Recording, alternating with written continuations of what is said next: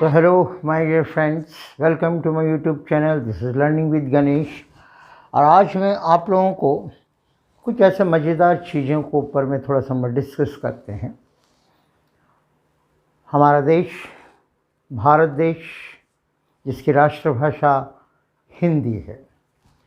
अगर मैं एक चौराहे पर खड़े होकर ये कहूँ, उत्वी पाई वाहन चालक भुग भुग अड्डा ले जाने का पारिश्रमिक क्या लोगे? कितने लोग समझेंगे इस बात को? मेरे इस वाक्य को कितने लोग समझे होंगे? शायद वो भी नहीं समझा होगा जो सामने है, मैं उसी को पुकार रहा हूँ। तो यहाँ पर त्रिपाई वाहन का मतलब होता है रिक्शा। चालक मतलब रिक्शा वाला। भगभग अड्डा यानी रेलवे स्टेशन ले जाने का पारिश्रमिक क्या लोगे, मतलब कितना किराया लोगे। यानी रिक्शा वाले हमें स्टेशन जाना, उसका कितना किराया लोगे। अगर मैं ऐसे बोलूँगा तो दौड़ करके 4 रिक्शा वाले आकर के बोले कि चलिए चलिए चलिए चलिए। लेकिन पहली भाषा में कोई नहीं समझा। ये पूरी तरह हिंदी थी, हमारी ही अपनी देश की भाषा थी। तो आज की विडंबना ऐसी है कि हम हिंदुस्तान में होकर के भी हम अपनी भाषा को धीरे धीरे धीरे धीरे धीरे पीछे छोड़ते जाकर हम पश्चिमी सभ्यता को अपना रहे हैं। आज का जनरेशन ही वैसा है। अगर हमारे पूर्वज अगर पूरी तरह शुद्ध हिंदी में बात किए होते, घर में वही चलन होता, तो बच्चे वही सीखते और हम वही कहते। आज शायद पूरे हमारे इस देश में 1-2 पूरी तरह से हिंदी बात करने वाले तो होंगे, लेकिन समझने वाले हो तब ना ये बात करें। फिर भी कुछ कुछ ऐसी भाषाएं में कुछ कुछ ऐसे शब्द है, जैसे हमारा देश अंग्रेज़ों के शासन में करीबन 200 साल से ऊपर था। तो उस दौरान उन्होंने कई चीज़ों का आविष्कार किया। तो वो जो नाम दे दिया वो नाम ही रह गया, उसका हिंदी में रूपांतरण शायद किसी को नहीं पता है। ऐसे बहुत सी चीज़ें हैं। अब जैसे हमारे हिंदुस्तान का ही नाम है राम।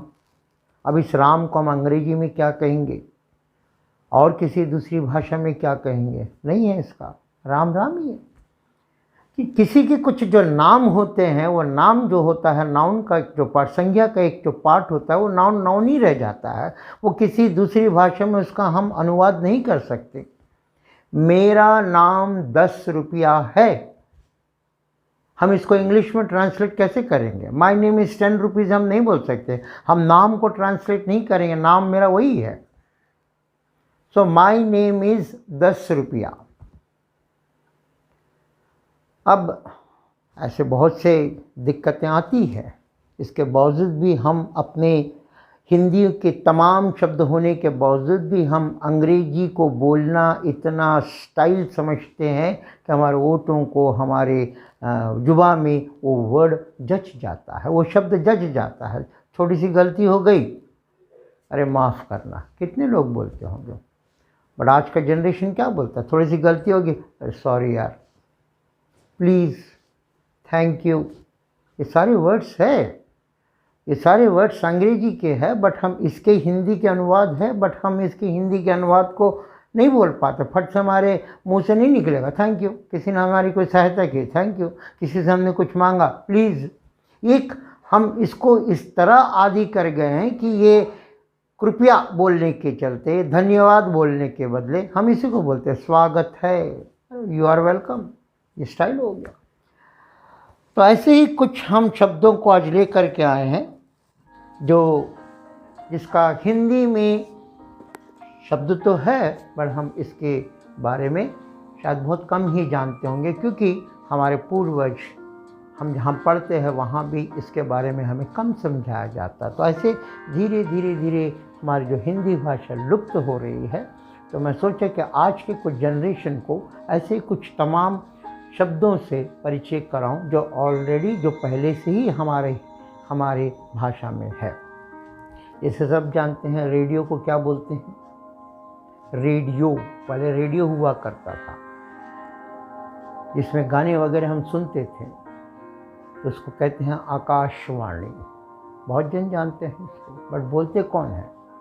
अब उसी तरह टेलीविज़न हम जानते हैं, हम घर जाते हैं, बैठते हैं, टेलीविज़न देखते हैं। आज हमने टीवी में ये देखा, टीवी में वो देखा, पर टेलीविज़न का भी हिंदी में नाम है, उसको क्या बोलते हैं? दूरदर्शन।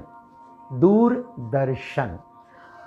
तो टेलीफोन, ये भी अंग्रेजी वर्ड है, क्योंकि ये सब वो लोग आविष्कार किए थे, उन्होंने नाम दे दिया है। इस टेलीफोन को भी हम हिंदुस्तान की भाषा में दूरभाष कहते हैं। दूरभाष, हम दूर में बैठे लोगों से हम भाषा बोल सकते हैं। लेकिन अभी का जनरेशन, हर किसी के पास एक मोबाइल फ़ोन आ गया है। हम कितने इस पर बोलते हैं, सेल है कि नहीं, मोबाइल है कि नहीं।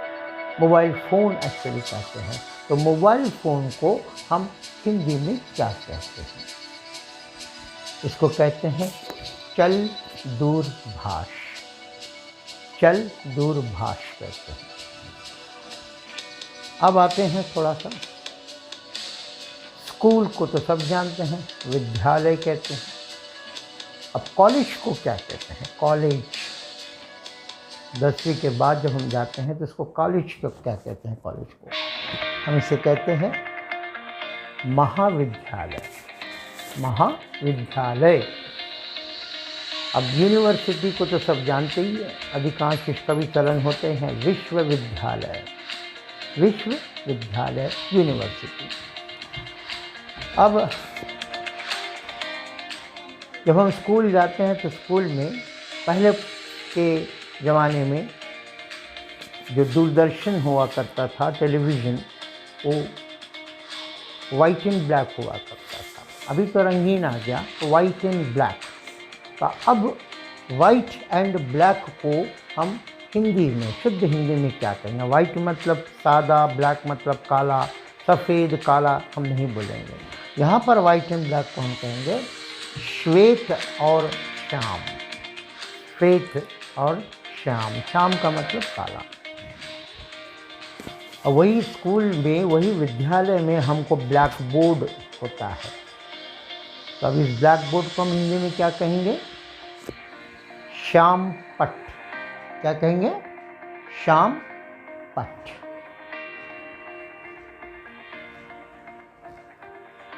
वैसे ही पता है, टीचर को हम कहते हैं अध्यापक, अध्यापिका।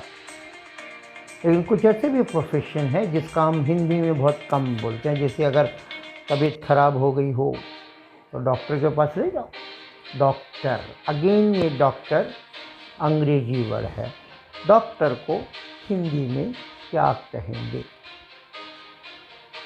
चिकित्सक।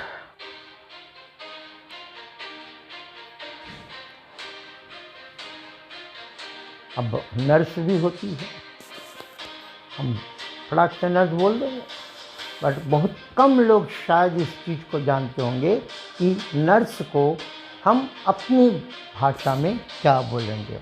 उपचारिका। नर्स, सिस्टर, उपचारिका। बहुत चलन में आता है कैंसिल। उसको कैंसिल कर दो, इसको कैंसिल कर दो, ये कैंसिल हो गया, वो कैंसिल हो गया। कैंसिल हम इतना बोलते हैं, बट उस कैंसिल का हिंदी में क्या होता है? रद्द करना। ये आम भाषा में है, बट बहुत अच्छी भाषा में इसको कहते हैं निरस्त करना। निरस्त है ना, कैंसिल या रद्द करना चलेगा, और अच्छे शब्दों में निरस्त करना।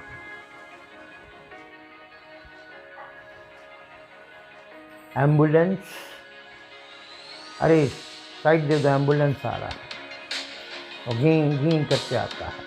बट उस एम्बुलेंस का भी हिंदी में अच्छा नाम है, और उस एम्बुलेंस को हम कहेंगे रोगी वाहन। रोगी जनरली हम पेशेंट्स को कहेंगे, पेशेंट्स को ले जाता है।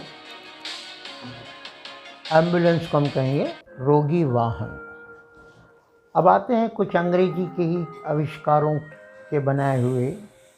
साइकिल, जनरली उसको हम बाईसाइकिल कहते हैं। बाई का मतलब होता है दो। अब बाईसाइकिल का मतलब बाईसाइकिल का भी हिंदी में है, बट बहुत कम इसको लोग जानते हैं। बाई का मतलब दो, द्वि चक्र वाहन, या हम कहते हैं द्विपाई वाहन, दो चक्कों वाला वाहन, यानी दो चक्कों वाला वाहन।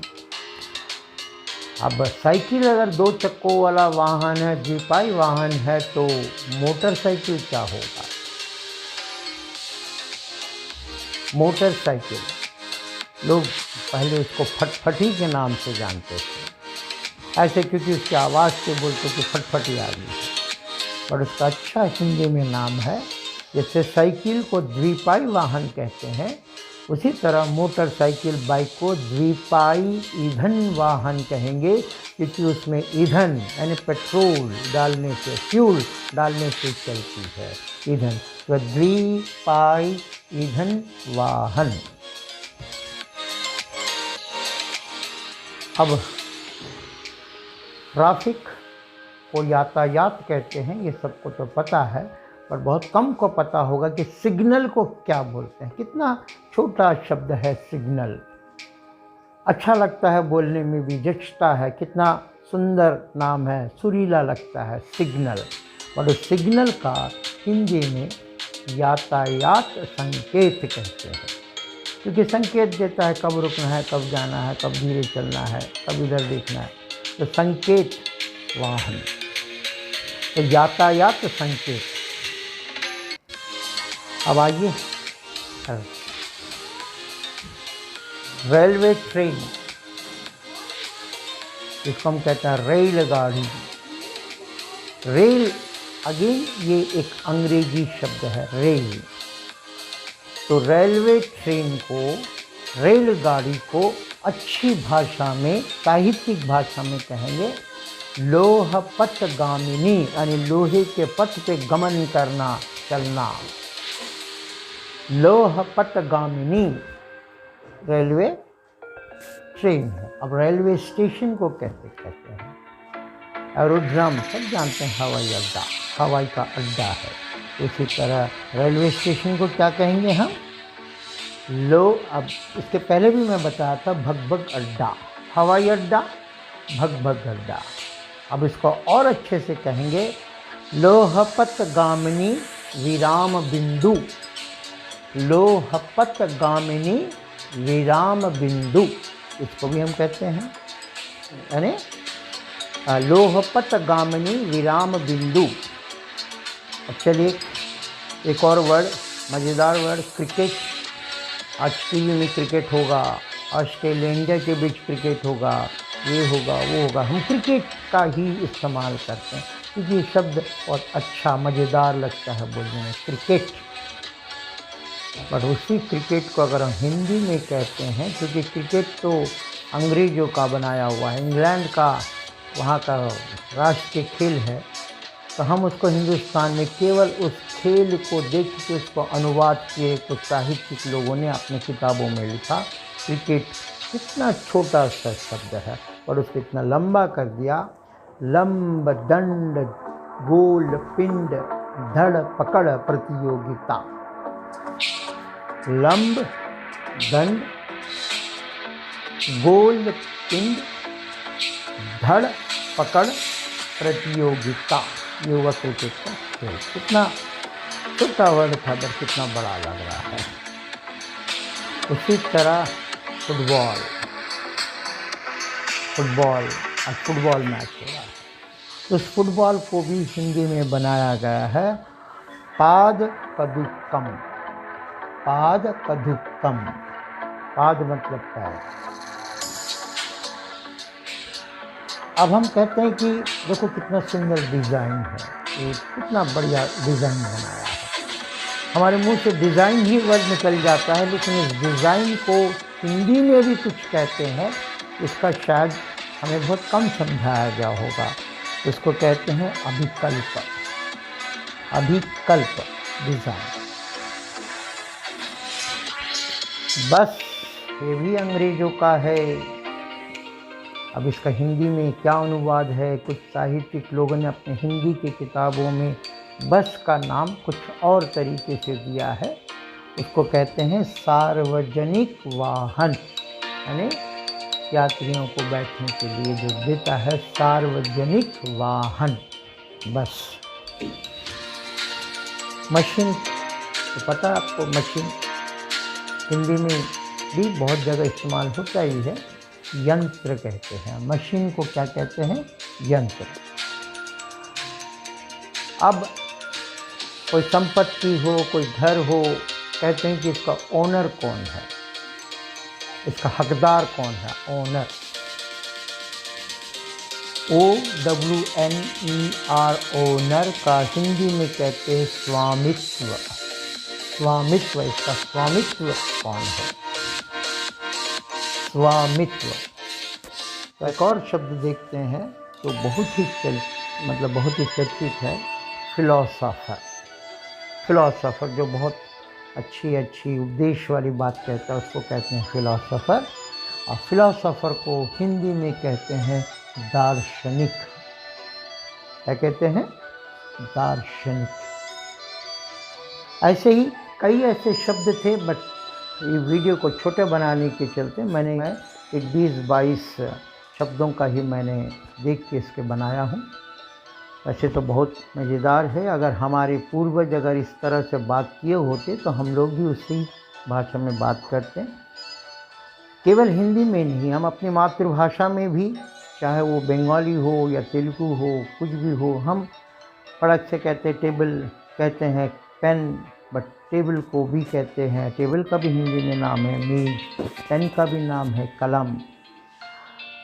है हिंदी में कई शब्द है, इतने सारे शब्द होने के बावजूद भी हम एक आदी हो गए हैं एक स्टाइलिश भाषा को बोलने के लिए।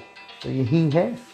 तो मैं समझता हूँ कि अगर बच्चे इसको बार बार पढ़ें, अगर आप भी अंग्रेजी के शब्दों को कम, अगर उसकी हिंदी में अगर जानते हैं तो उसको आप हिंदी में अगर ज़्यादा बोलोगे, हमारी भाषा है, इसे बचाना हमारा काम है।